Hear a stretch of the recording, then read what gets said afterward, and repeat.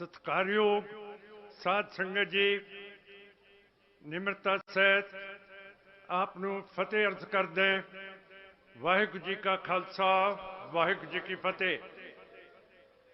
अज साडी कौम दे लई बहुत ज़्यादा महत्व रखदा है। जिहड़ी कौम नौजवानों दी ते सारी कौम इत्थे आई है ते सरदार दीप सिंह सिद्धू की जथेबंदी वारिस पंजाब दे वो भी इत्थे अज हाजिर होए हैं। उन्हां दे प्रधान साहब सरदार अमृतपाल सिंह नूं तुसीं सुनिया, उहदे नाल डॉक्टर सुखप्रीत सिंह नूं भी सुनिया, सरदार कलसी साहब नूं भी सुनिया ते सरदार गुरजीत सिंह नूं भी तुसीं सारिआं ने सुनिया कि उन्हां दे दिलां दे विच किहड़े-किहड़े बलबले है जिस दे नाल हुण आज़ादी वल असीं अगे वधांगे, पिछे नहीं जावांगे।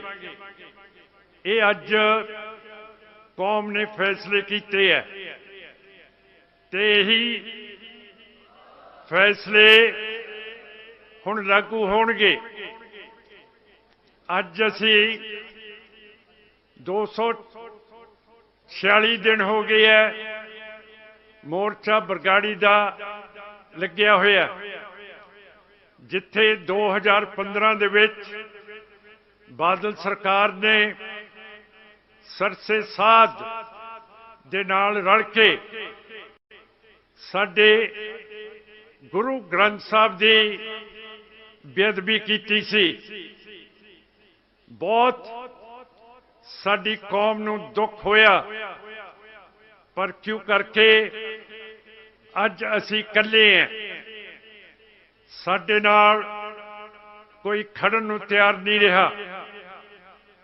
पर जो अज तुसी जज्बा दिखाया, अज सारे जहान नूं पता होना चाहिए कि सिख कौम अज आज़ादी दे रुख ते आ गई है और यह पिछे हटन दे लई तैयार नहीं है।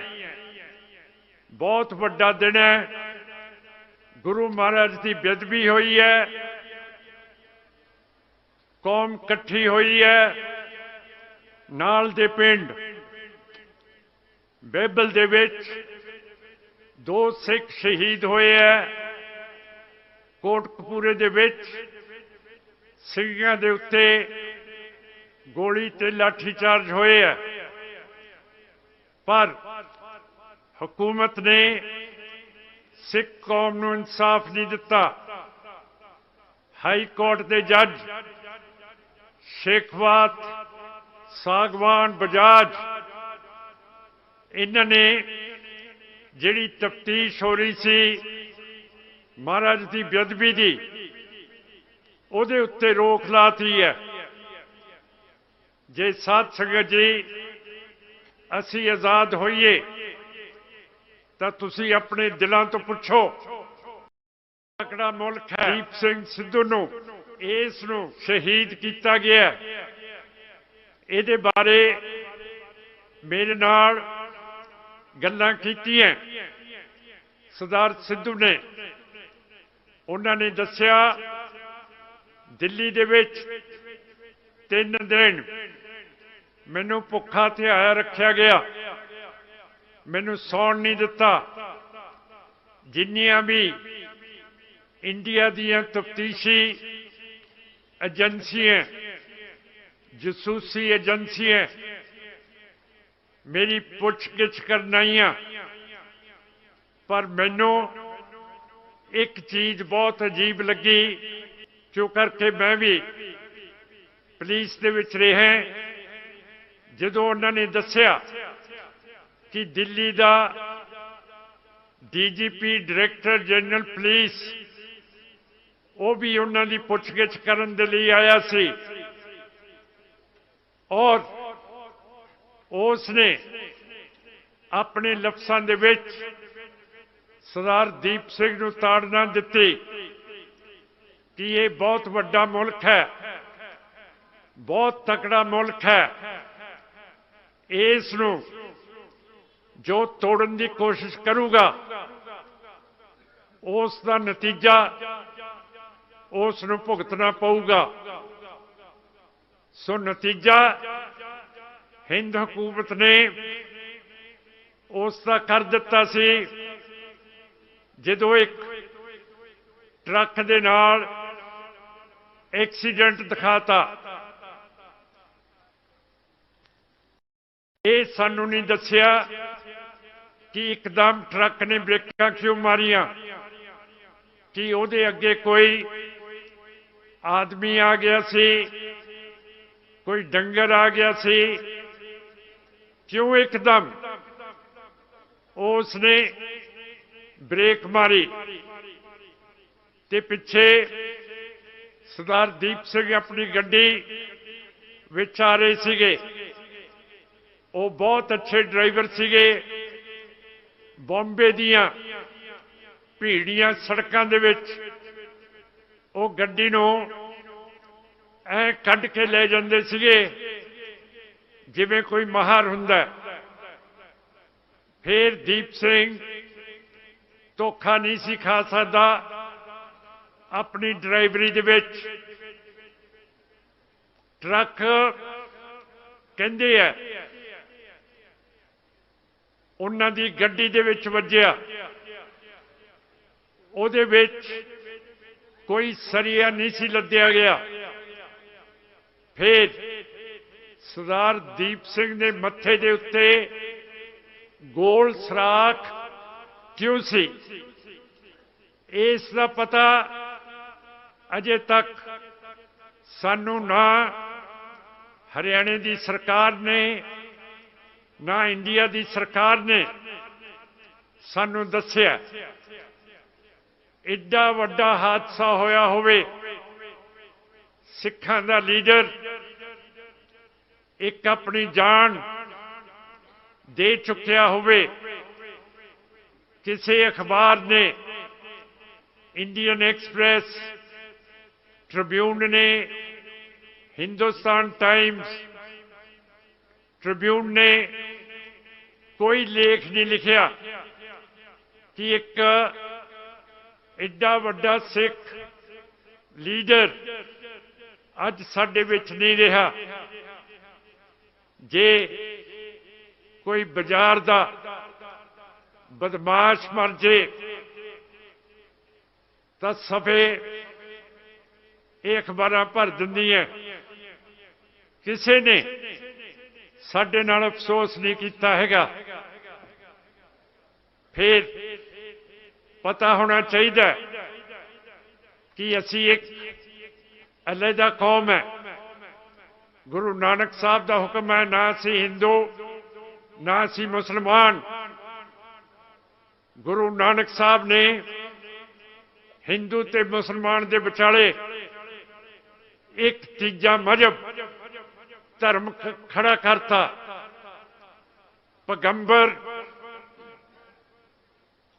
ਧਰਮ ਉਚਾਰਦੇ ਹੈ, ਪਰ ਕਿਸੇ ਨੇ ਧਰਮ ਦੇ ਨਾਲ ਕੌਮ ਨਹੀਂ ਬਣਾਈ।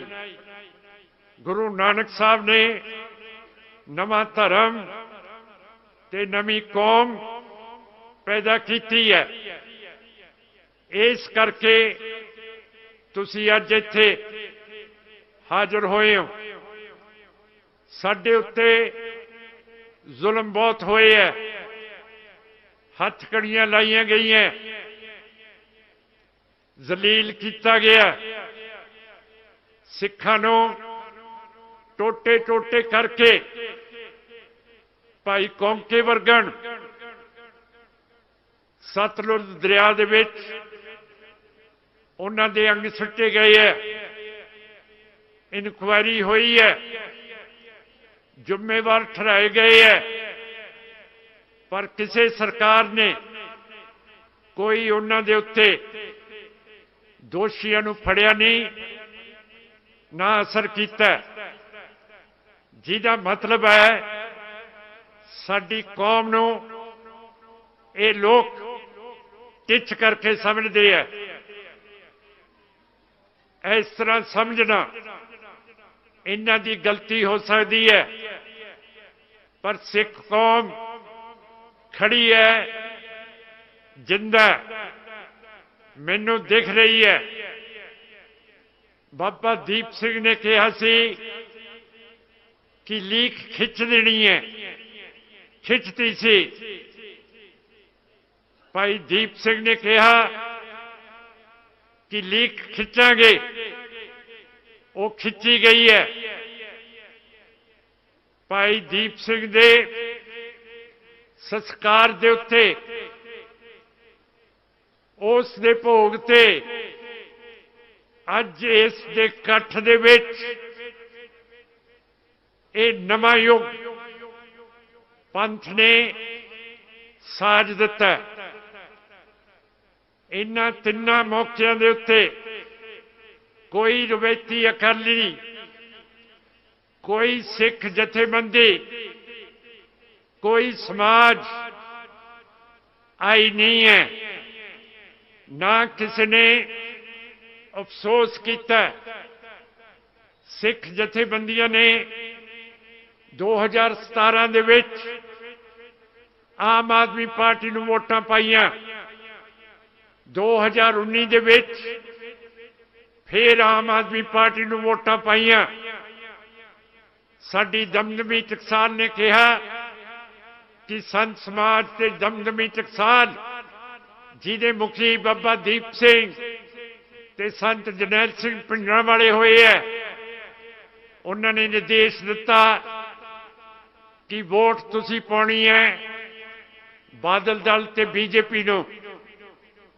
ਜਿਹੜੇ ਦਰਬਾਰ ਸਾਹਿਬ ਦੇ ਹਮਲਾ ਕਰਨ ਵਾਲਿਆਂ ਦੇ ਨਾਲ ਰਲੇ ਹੋਏ ਸੀਗੇ ਔਰ ਰਲ ਕੇ ਹਿੰਦ ਹਕੂਮਤ ਦੇ ਉੱਤੇ, ਦਰਬਾਰ ਸਾਹਿਬ ਦੇ ਉੱਤੇ ਹਮਲੇ ਕਰਵਾਏ।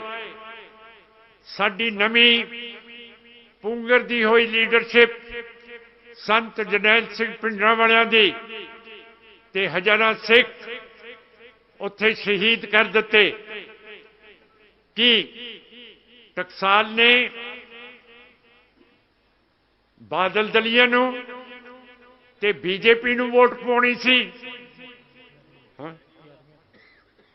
ਬੇਅਦਬੀਆਂ ਜਿਨ੍ਹਾਂ ਨੇ ਕੀਤੀਆਂ, ਇੱਥੇ ਬਰਗਾੜੀ ਦੇ ਵਿੱਚ 328 ਸਰੂਪ ਮਹਾਰਾਜ ਦੇ ਗਵਾ ਦਿੱਤੇ ਜਾਂ ਵੇਚਤੇ।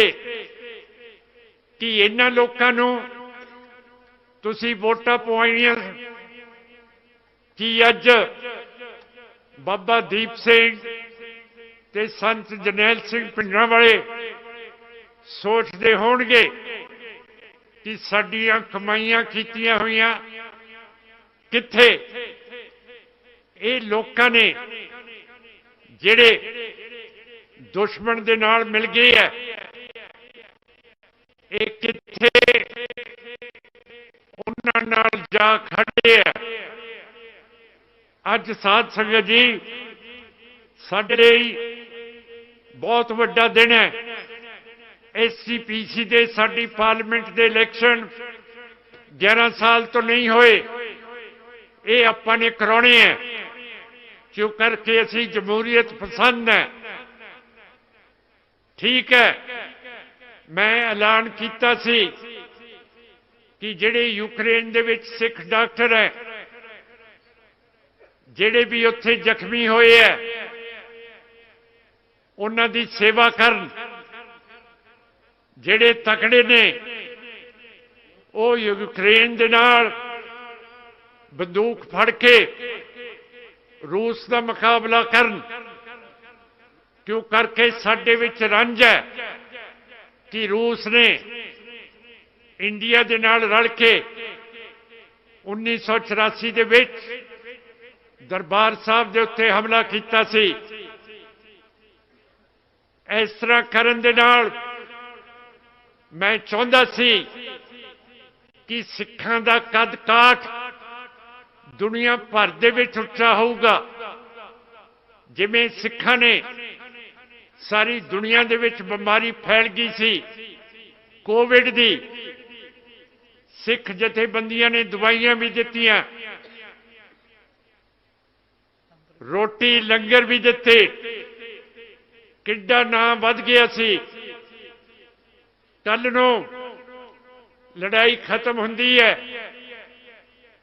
जिहड़े जितण वाले मुल्क होणगे, जिवें सरदार सुखप्रीत सिंह ने कहा कि जंग तो बाद मेज दे उत्ते गल्लां हुंदियां, ते साध संगत जी उस वेले सिखां दा नाम ही लिया जाऊगा कि सिख भी खड़े सीगे रूस दे जबर दे खिलाफ।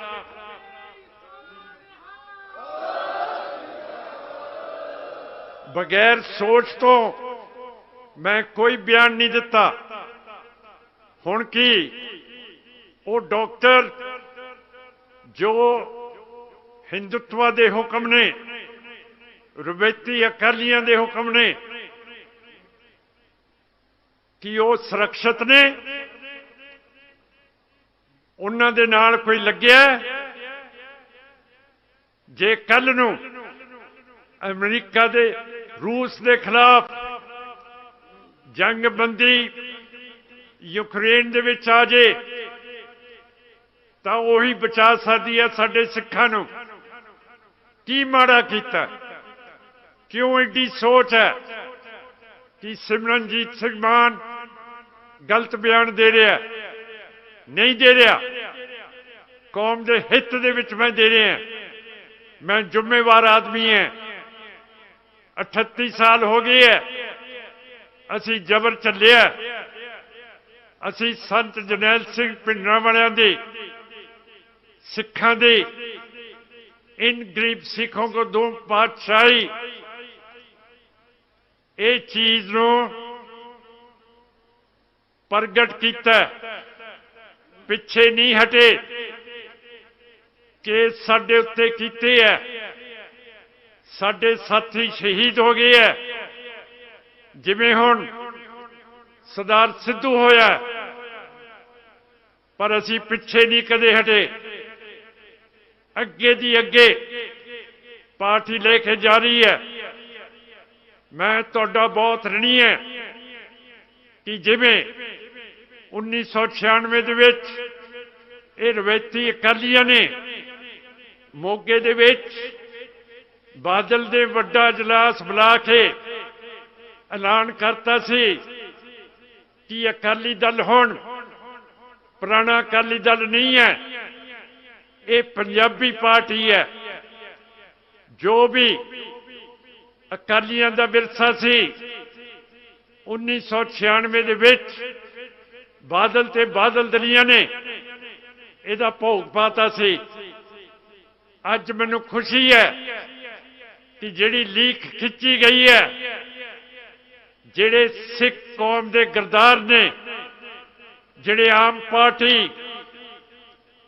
बीजेपी, बादल दल, कांग्रेस इन्हां नूं वोटां पाउंदे है, वो अज दफा हो गए है।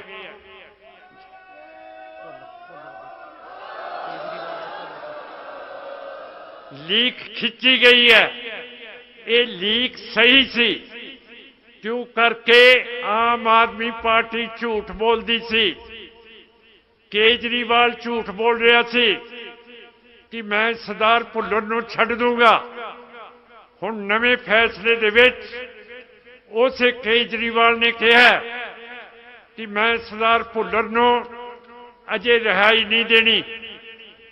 इस करके मेरी अपील है संगत नूं कि ये जिहड़े आम आदमी दे पार्टी दे MLA जां लीडर है, इन्हां नूं पिंडां दे विच ना वड़न दिओ। गरदारां नूं काले झंडे दिखाओ, जिन्ना चिर बेअदबी के मुलजम सेंटर की सरकार फड़दी नहीं, उन्ना चिर साडा समझौता इन्हां दे नाल नहीं हो सकता। ये बिल्कुल साफ ते क्लीयर है।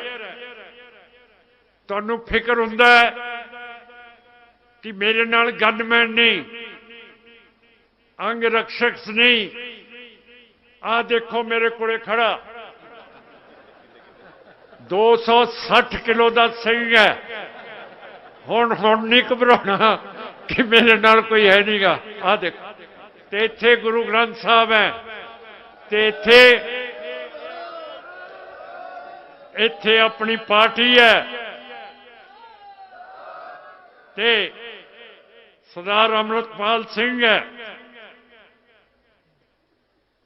ते साडी विरासत हैगी है। असी किले नहीं है, लीक खिंची गई है।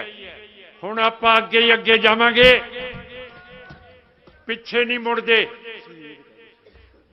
ते सिख मर्यादा के मुताबिक जिसनों हुकूमत उसनों इस धरती तो अलविदा करवा दे, वो हमेशा सिंघां दा शहीद हुंदा है। सरदार सिद्धू की फोटो साडे म्यूजियम अजायब घर दे विच लगूगी।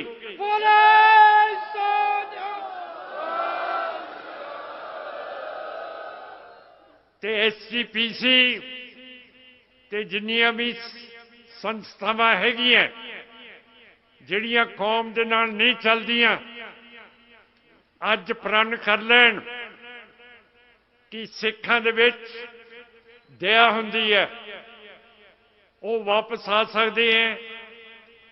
पहला भी मिसलों के वेले बगावत हुई हैं, गुरु गोबिंद सिंह वेले भी बगावत हुई सी, सिंघां नूं लंगर नहीं सी मिलिया। हुण देर बहुत हो गई है, लंगर तैयार ने। मैं हुण फतेह अर्ज करदा ते बगावत करन दी लोड़ नहीं, लंगर तैयार ने। वाहिगुरू जी का खालसा, वाहिगुरू जी की फतेह। ते नौजवानों नूं असीं अपनी हिक ते चाड़ के रखांगे। फतेह।